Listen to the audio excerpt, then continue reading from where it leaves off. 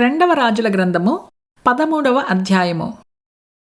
యూదా రాజైన అహజ్యా కుమారుడైన యోవాషు ఏలుబడిలో 23వ సంవత్సరమందు ఏహూ కుమారుడైన యెహోయాహాజు షోమ్రోనులో ఇజ్రాయిలును ఏలనారంభించి 15 సంవత్సరములు ఏలెను.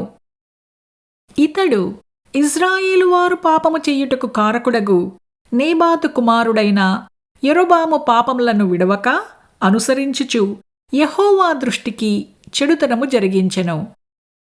కాబట్టి యెహోవా కోపము ఇజ్రాయేలు వారి మీద రగులుకొనగా ఆయన సిరియా రాజైన హజాయేలు దినములన్నిటను హజాయేలు కుమారుడైన బెన్హదదు దినములన్నిటను ఇజ్రాయేలు వారిని వారికప్పగించెను. అయితే యెహోయాహాజు యెహోవాను వేడుకొనగా యెహోవా సిరియా రాజు చేత బాధనొందిన ఇజ్రాయేలు వారిని కనికరించి అతని మనవి అంగీకరించెను. కావున యెహోవా ఇజ్రాయేలు వారికి ఒక రక్షకుని అనుగ్రహింపగా అతని చేత ఇజ్రాయేలు వారు సిరియనుల వశములో నుండి తప్పించుకొని మునుపటి వలె స్వస్థానములలో కాపురముండిరి. అయినను ఇజ్రాయేలు వారు పాపము చెయ్యుటకు కారకుడగు యరొబాము కుటుంబీకులు చేసిన పాపములను వారు విడువక వాటిని అనుసరించుచూ వచ్చిరి. మరియు ఆ దేవతాస్తంభమును షోమ్రోనులో నిలిచియుండెను. రౌతులలో 70 మందియు, రథములలో 10యు, కాల్బలములలో 10,000 మందియు మాత్రమే యెహోయాహాజు దగ్గర ఉండిరి. మిగిలిన వారిని సిరియా రాజు దుల్లగొట్టిన ధూళివలె నాశనము చేసియుండెను.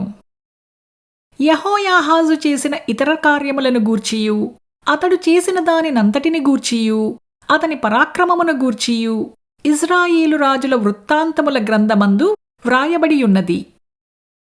యెహోయాహాజు తన పితరులతో కూడా నిద్రించి షోమ్రోనులో పాతిపెట్టబడెను. అతని కుమారుడైన యెహోయాషు అతనికి మారుగా రాజాయెను.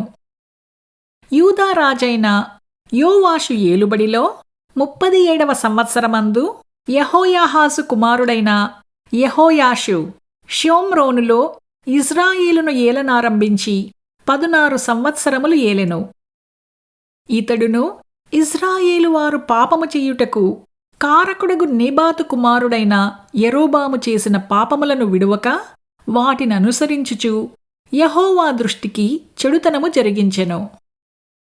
యెహోయాషు చేసిన ఇతర కార్యములను గూర్చియు అతడు చేసిన దానినంతటిని గూర్చియు యూదా రాజైన అమజ్యా యుద్ధము చేయునప్పుడు అతడు కనపరిచిన పరాక్రమమును గూర్చియు ఇజ్రాయేలు రాజుల వృత్తాంతముల గ్రంథమందు వ్రాయబడియున్నది. యెహోయాషు తన పితరులతో కూడా నిద్రించిన తరువాత యరొబాము అతని సింహాసనము మీద ఆసీనుడాయెను. యెహోయాషు షోమ్రోనులో ఇజ్రాయేలు రాజుల సమాధి యందు పాతిపెట్టబడెను.